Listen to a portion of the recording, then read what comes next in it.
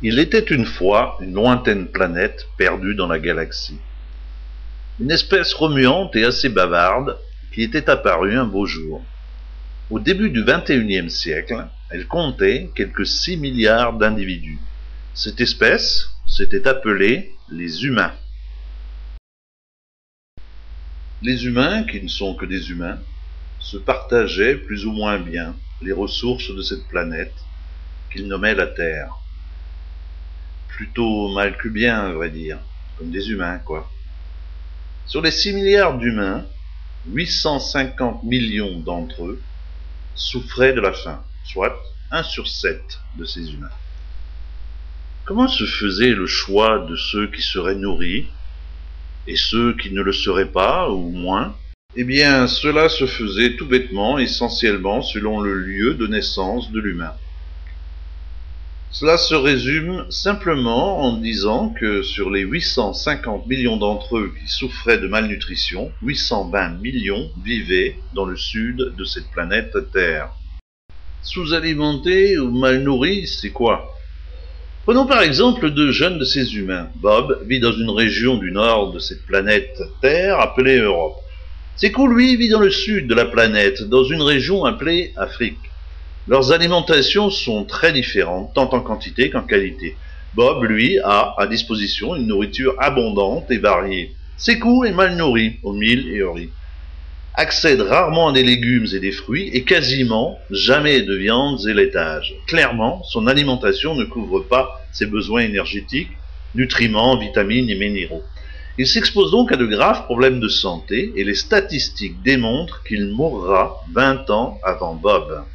Il faut savoir que ces humains ne peuvent pas prendre directement l'énergie du soleil. Pour ce faire, ils avalent des plantes et des animaux produits et élevés par une catégorie particulière de ces humains, qu'ils nomment agriculteurs ou paysans. Bizarrement, en comptant avec leur famille, ce sont jusqu'à 80% de ces paysans qui sont sous-alimentés. Ce paradoxe a de multiples explications, parfois connexes. Dans certaines régions de la planète, les agriculteurs ne possèdent que de très petites portions de terre, insuffisantes pour nourrir leur famille. Ailleurs, ils ne sont même pas propriétaires du lopin qu'ils cultivent. Et partout sur cette planète, les paysans pauvres n'ont aucun accès aux techniques et au matériel qui leur permettraient de produire plus et mieux et de conserver leurs récoltes pour en profiter toute l'année. Il y a aussi certains pays qui, eux, possèdent des richesses naturelles comme le pétrole et où la production alimentaire est insuffisante par manque de paysans. Voici pourquoi. Voyez ce champ de manioc, il est abandonné parce que Ousmane, son propriétaire, est parti vivre en ville. Ousmane est parti en ville parce qu'il espère gagner plus en travaillant dans l'industrie pétrolière. Il ne produit plus de manioc et il n'en consomme presque plus. Depuis qu'il est citadin, il préfère le pain fait avec du blé ou le riz, mais le blé et le riz poussent très peu dans cette région de la planète Terre. Il faut donc les acheter ailleurs, sur le marché international. C'est là qu'intervient Peter. Peter est trader à Chicago. Son métier est justement de vendre et d'acheter des produits agricoles. Lui n'a jamais vu un sac de riz, tout se passe par ordinateur. Quand il achète un produit, son prix augmente, quand il ne l'achète plus, son prix baisse. Lui, c'est Sekou, l'ancien voisin d'Ousmane qui est resté au village.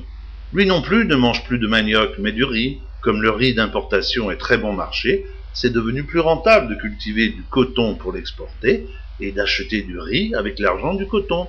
Résultat, pour se nourrir, Ousmane et Sekou dépendent tous les deux de Peter.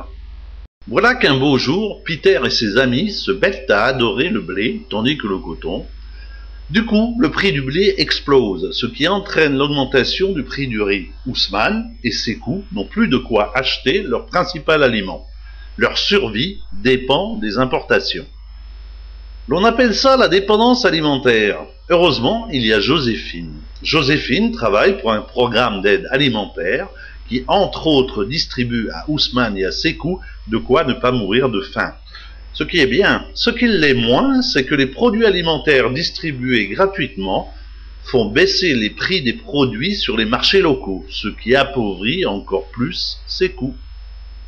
Alberto, lui, est démographe, un travail qui consiste à prévoir l'évolution future de la population. Selon lui, les pays qui subissent la dépendance alimentaire sont ceux dont la population augmentera le plus dans les décennies à venir. Pour le moment, le manque de nourriture est causé par une mauvaise distribution ainsi qu'une mauvaise répartition. Pour nourrir tout le monde en 2050, il faudra doubler la production alimentaire mondiale. Pour atteindre cet objectif, la solution la plus évidente est d'augmenter les surfaces cultivées. La Terre est une petite planète couverte par les océans aux 3/4. La surface disponible y est donc limitée. D'où la seconde solution. Augmenter le rendement, c'est-à-dire augmenter la quantité produite sur une même surface. Les agriculteurs du Nord sont devenus très forts à cet exercice. Sur une surface identique, Michel, agriculteur en Europe, produit jusqu'à 1000 fois plus que ses coûts en Afrique. Le problème, c'est que ceux-ci consomment beaucoup d'eau, du pétrole, des engrais, des pesticides, et donc polluent énormément. Elle est agronome, un métier qui consiste à réfléchir à l'agriculture. Elle est formelle, il faut inventer une agriculture nouvelle, permettant de produire plus et mieux. Comment ? Eh bien, par exemple en utilisant des produits biologiques moins agressifs pour l'environnement, en pratiquant la rotation des cultures, en revenant à des plantes locales mieux adaptées au sol et au climat, en associant des plantes complémentaires, en utilisant des techniques d'arrosage plus économes en eau. Mais pour accéder à toutes ces techniques, posséder la terre qu'ils travaillent, les paysans du Sud ont besoin de moyens financiers. Et sur Terre, les moyens financiers semblent habiter traditionnellement les pays du Nord. À ces pays-là incombe de fait une lourde responsabilité. Au lieu d'envoyer massivement leurs stocks de céréales et de lait vers les pays les plus pauvres, ils pourraient les aider à développer leur propre production alimentaire et sa distribution à l'échelle locale. Comme le dit le vieux proverbe terrien, donnez un poisson à un homme et il aura à manger pour la journée. Donnez-lui une canne à pêche, il aura à manger pour la vie. Alors, comment nourrir tous les habitants de cette lointaine planète? Vous allez me dire, ça les regarde. Oui, mais imaginez-vous une seconde dans la peau de l'une de ces créatures, disons un habitant de l'un de ces pays riches. Disons que vous êtes Bob. Que faire? Vous ne connaissez pas ses coûts. Vous ne pouvez pas lui prêter votre argent de poche. Pourtant, vous, enfin Bob, détient une petite partie de la solution. Voici comment. Dans les pays riches et ceux dont le niveau de vie augmente, un même type d'alimentation se généralise malgré les différences culturelles. L'on mange moins de céréales et de légumineuses, haricots, fèves, etc. Mais beaucoup plus de viande, de poissons et de produits laitiers. Et cela change tout, car il faut 3 kg de grains pour produire 1 kg de volaille, et plus du double pour obtenir 1 kg de vache. Et c'est là que Bob peut agir concrètement en choisissant par exemple plus souvent un plat de lentilles plutôt qu'un steak. Il consomme 6 fois moins de terres agricoles et 12 fois moins d'eau, ce qui en laisse plus aux autres. Comment nourrir tout le monde? Les facteurs de l'équation sont à la fois politiques, économiques, écologiques et scientifiques. C'est collectivement que les humains de cette lointaine planète Terre devront résoudre ce problème. Car, à moins de trouver une planète de rechange pour y faire pousser des vaches, la solution passe bel et bien par un changement des habitudes alimentaires.